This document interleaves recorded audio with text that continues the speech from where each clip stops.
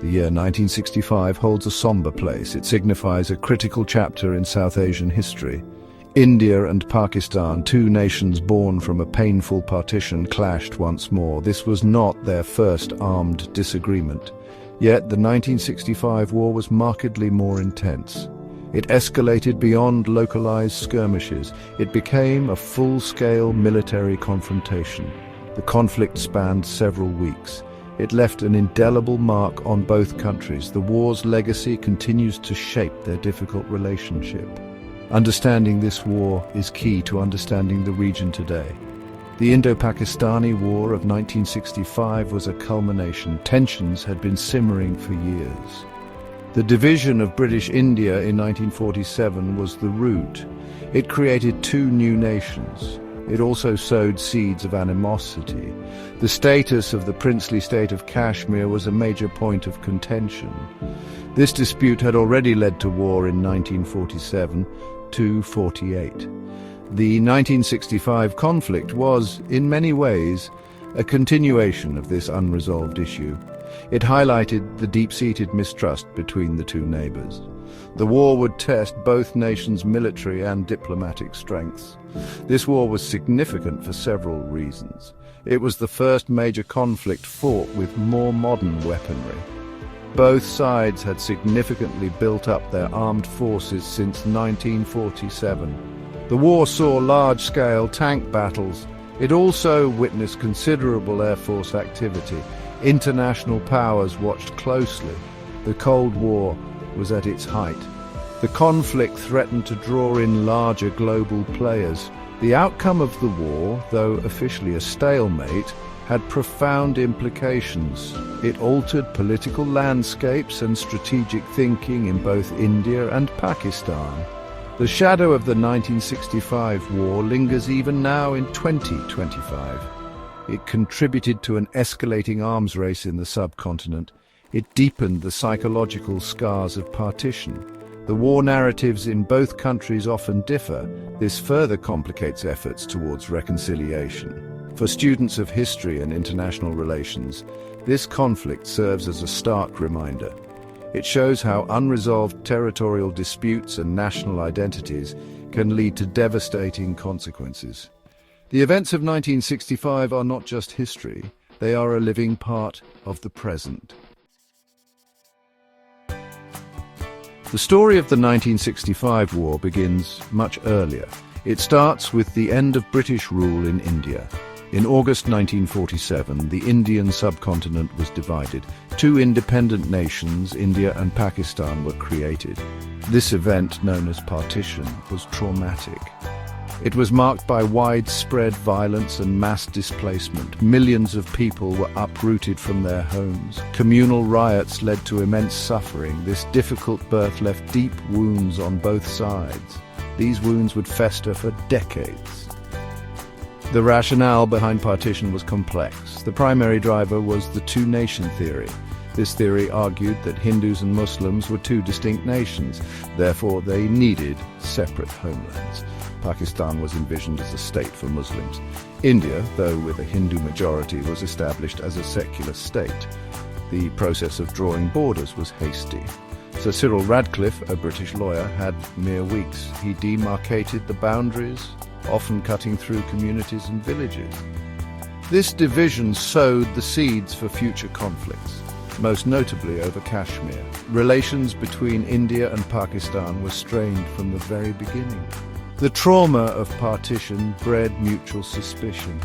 Issues like the division of assets, river waters, and treatment of minorities created friction.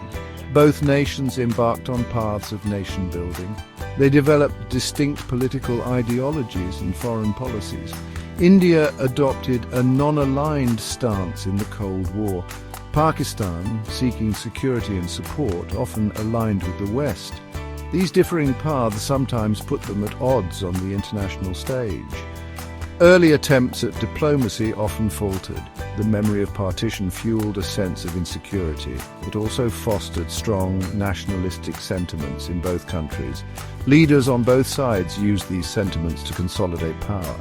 The other nation was often portrayed as an existential threat. This narrative made peaceful coexistence challenging. Minor incidents could easily escalate. The unresolved issues from 1947, especially Kashmir, became symbols of this enduring rivalry. The political climate was thus ripe for conflict. The 1965 war did not erupt in a vacuum. It was a product of this troubled historical context. The dispute over the princely state of Jammu and Kashmir is central. It is the primary reason for the 1965 war. At the time of partition, princely states had a choice. They could join India, join Pakistan, or remain independent. Kashmir was a peculiar case. It had a Hindu ruler, Maharaja Hari Singh. Its population was predominantly Muslim. The Maharaja initially hesitated. He hoped for independence. This indecision created a volatile situation. Both India and Pakistan laid claim to the territory. In October 1947, tribal Lashkars from Pakistan invaded Kashmir. They were supported by elements of the Pakistani military. Maharaja Hari Singh appealed to India for help. He signed the Instrument of Accession, formally ceding Kashmir to India. Indian troops were then airlifted to Srinagar. They managed to halt the advance of the invaders. This led to the First Kashmir War from 1947 to 48. The war ended with a UN-brokered ceasefire. Kashmir was effectively divided. India controlled about two-thirds, including the Kashmir Valley, Jammu, and Ladakh. Pakistan administered Azad Kashmir and Gilgit-Baltistan. This division was meant to be temporary. The UN resolutions called for a plebiscite. The people of Kashmir were to decide their future. However, this plebiscite never took place. India and Pakistan accused each other of not fulfilling a UN resolution prerequisite. India argued that Pakistan failed to withdraw its troops. Pakistan insisted on the plebiscite as the only solution. The line of control, the ceasefire line, became a de facto border. It remained a flashpoint for continuous low-level conflict. This unresolved status of Kashmir fueled deep resentment in Pakistan. By the early 1960s, Pakistan felt increasingly frustrated. India had integrated its portion of Kashmir more closely. Pakistan believed that time was running out for a resolution favorable to its claims. There were also internal political pressures in Pakistan. President Ayub Khan sought to bolster his position. He saw an opportunity to force the Kashmir issue.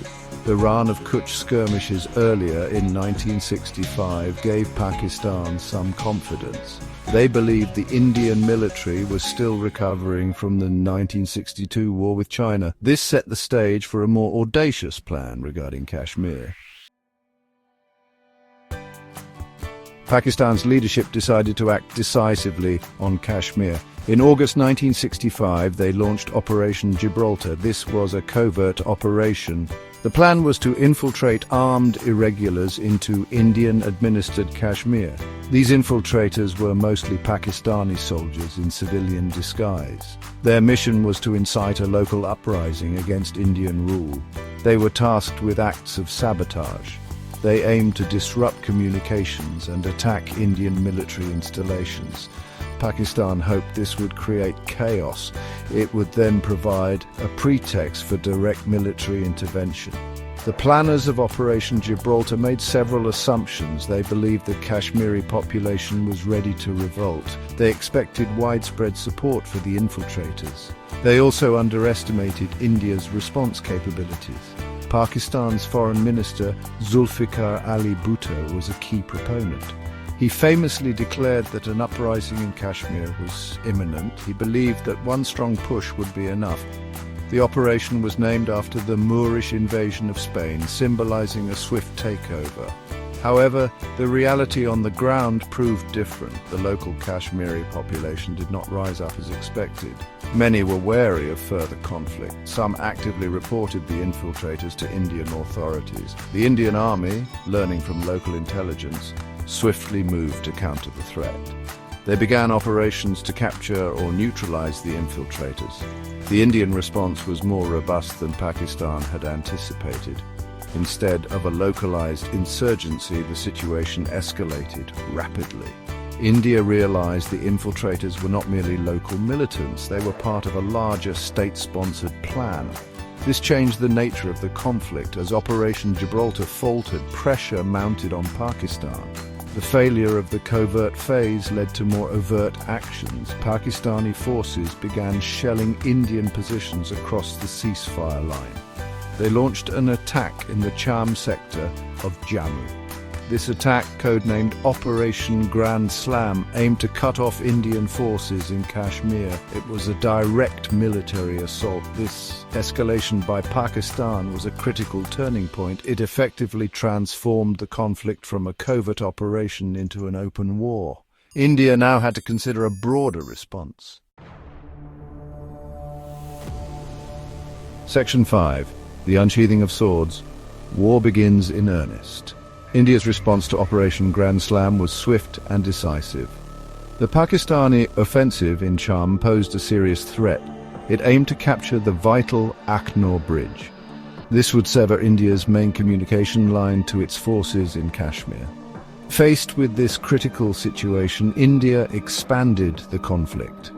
On September 6, 1965, Indian forces crossed the international border. They launched a major offensive towards Lahore in Pakistan. This move surprised Pakistan. They had not expected India to escalate the war beyond Kashmir. The Indian strategy was to relieve pressure on the Cham-Akhnor sector. By attacking Lahore, India forced Pakistan to divert troops. These troops were needed to defend its own heartland. The war was no longer confined to Kashmir. It now spread along the entire Indo-Pakistani border in the west. Both countries mobilized their full military might. Armored divisions, infantry and air forces were all engaged. The war had officially begun. It marked the largest military engagement between the two nations since partition. The stakes were incredibly high for both sides. Both India and Pakistan had made preparations for such a conflict. Pakistan's military was relatively well equipped. It possessed modern American weaponry, including Patton tanks. They had a qualitative edge in some areas. Their strategy relied on swift, decisive offensives. They hoped to achieve quick gains before international pressure forced a ceasefire. India, on the other hand, had a larger army. It had learned lessons from the 1962 Sino-Indian War. India focused on a defensive posture initially. It then shifted to counter-offensives to protect its territory and relieve pressure points. The initial days of the war saw intense fighting. Both sides launched attacks and counterattacks. The Indian Air Force and the Pakistan Air Force engaged in dogfights. They also targeted ground positions and infrastructure. The war was fought on multiple fronts. This included the Sialkot sector, the Rajasthan sector, and along the Punjab border. Neither side was able to achieve a quick, decisive victory. The fighting was fierce and characterized by considerable bravery. It also resulted in significant casualties and material losses for both nations. The world watched as the conflict intensified. Section 6. The Battle for Lahore, a city under siege. The Indian offensive towards Lahore was a key event.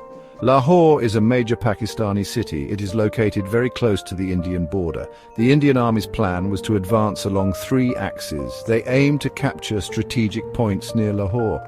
The primary objective was to put pressure on Pakistan. It was also to draw Pakistani forces away from Kashmir. The advance caught the Pakistani defenders by surprise initially. Indian troops managed to cross the Indo-Pakistani Canal in some places. This canal was a major defensive barrier for Lahore. Pakistani forces, however, quickly regrouped. They launched determined counterattacks. The area around Lahore became a fierce battleground. The fighting was particularly intense near the towns of Batapur and Dograi. Both sides suffered heavy casualties. The Indian advance was slowed and eventually halted. The Pakistani defenders fighting on home ground showed strong resistance. The proximity of the fighting to Lahore caused considerable alarm within Pakistan. The city's population prepared for a possible siege.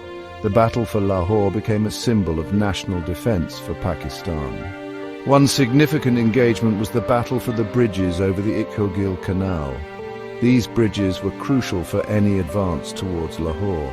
Indian forces captured some bridges. Pakistani forces fought hard to retake them or destroy them. Air power played a role here. Both air forces conducted sorties to support their ground troops.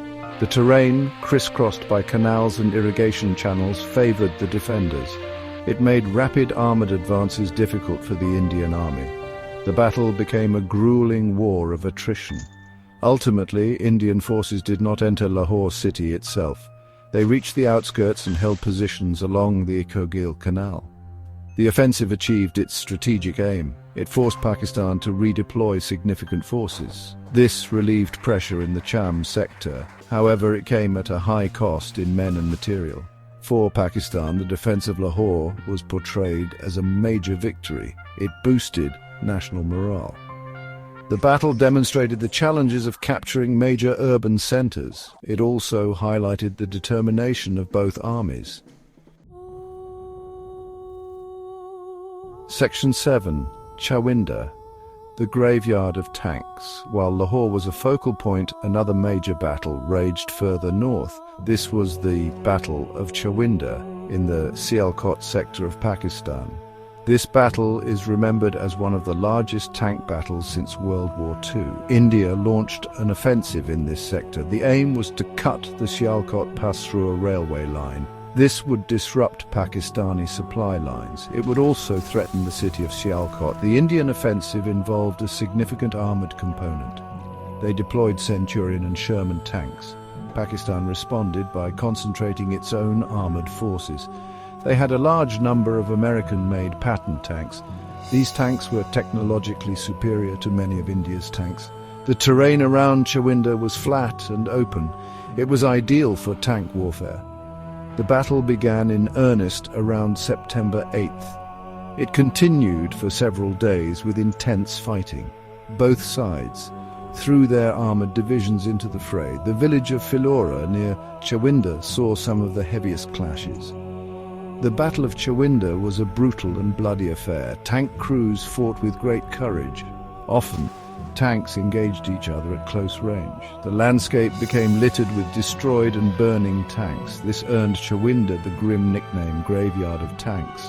The Indian forces made some initial gains. However, Pakistani counterattacks were fierce and well coordinated. The Pakistani defenders, particularly the 6th Armoured Division, put up stiff resistance. They managed to halt the Indian advance short of its objectives. Air support was also critical for both sides. The battle eventually ground to a stalemate. Neither side could achieve a decisive breakthrough. Both India and Pakistan claimed victory at Chawinda. India pointed to the territory it had gained. Pakistan highlighted its successful defense against a larger attacking force. The battle resulted in heavy losses of tanks and personnel for both armies. It demonstrated the destructive power of modern armoured warfare. Chawinda became a legendary battle in the military histories of both nations. It symbolized the ferocity and determination of the 1965 conflict. Section 8. Global Powers and a Fragile Peace. The war's wider ripples. The 1965 war did not occur in a geopolitical vacuum. The Cold War between the United States and the Soviet Union was in full swing. Both superpowers had interests in South Asia. The United States was a major arms supplier to Pakistan. This was part of its strategy to contain communism. Pakistan was a member of SEATO and CENTO, alliances led by the US. India, while officially non-aligned, had a closer relationship with the Soviet Union. This was especially true after the 1962 Sino-Indian War. China, a rival of India, openly supported Pakistan during the 1965 conflict. As the war escalated, international pressure for a ceasefire grew. The United Nations Security Council became actively involved. The US and the UK imposed an arms embargo on both India and Pakistan. This affected Pakistan more, as it was heavily reliant on Western arms. The Soviet Union played a more neutral role initially. It later emerged as a key peace broker. Prime Minister Alexei Kosygin offered to mediate. He invited leaders from both India and Pakistan for talks. The war was proving costly for both nations. Neither side was achieving its ultimate objectives. The diplomatic efforts culminated in a UN-mandated ceasefire. This came into effect on September 23, 1965. By this time, both armies had fought to a virtual standstill. They had suffered significant casualties. The war had lasted about 17 days of intense combat. The ceasefire agreement required both sides to withdraw to their pre-war positions. This meant returning any captured territory. The political leadership in both countries faced the challenge of justifying the war's outcome to their people. Claims of victory were made by both sides. In January 1966, Indian Prime Minister Lal Bahadur Shastri and Pakistani President Ayub Khan met. They met in Tashkent in the Soviet Union, now Uzbekistan. Soviet Premier Kosygin mediated the talks. The Tashkent Declaration was signed on January 10, 1966. Both leaders agreed to renounce force. They pledged to settle their disputes through peaceful means. They also agreed to withdraw their forces to pre-August 5, 1965 positions. Tragically, Prime Minister Shastri died of a heart attack in Tashkent just hours after signing the agreement. The Tashkent Declaration provided a framework for peace, but the underlying issues, especially Kashmir, remained unresolved. Section 9, a legacy carved in conflict, the war's lasting imprint. The 1965 war ended in a stalemate. Neither India nor Pakistan achieved a decisive military victory. However, the conflict had profound and lasting consequences for both nations. Politically, in Pakistan, the war weakened President Ayub Khan's regime. The high expectations of a quick victory in Kashmir were not met. This led to public disillusionment. Zulfikar Ali Bhutto, who had been a hawkish foreign minister, resigned. He later founded the Pakistan People's Party.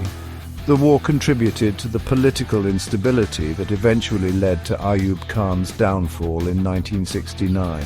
In India, the war was generally seen more positively. The Indian military was perceived to have performed creditably. It had defended Indian territory and countered Pakistani aggression. Prime Minister Lal Bahadur Shastri's leadership was widely praised. His sudden death after the Tashkent Declaration was a shock. The war boosted national confidence, especially after the setback of the 1962 war with China. However, the economic cost of the war was significant for India as well. Defense spending increased substantially in subsequent years for both countries. This an arms race in the subcontinent. The 1965 war significantly altered the geopolitical landscape of South Asia. It led to a shift in Pakistan's foreign policy. Pakistan moved closer to China.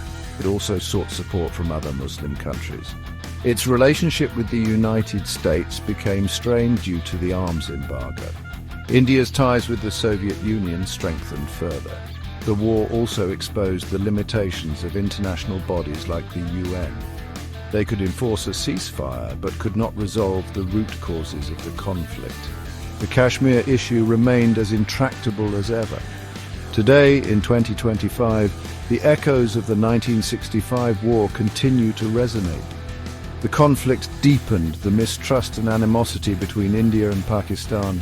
It solidified narratives of enmity in both countries. Subsequent wars, like the 1971 war, which led to Bangladesh's creation, and the 1999 Kargil conflict, further entrenched these divisions. The line of control in Kashmir remains heavily militarized. Cross-border incidents are frequent. The 1965 war serves as a stark reminder. It shows how quickly tensions can escalate into full-blown conflict. It underscores the urgent need for sustained dialogue and peaceful resolution of disputes in the region. The path to lasting peace remains challenging,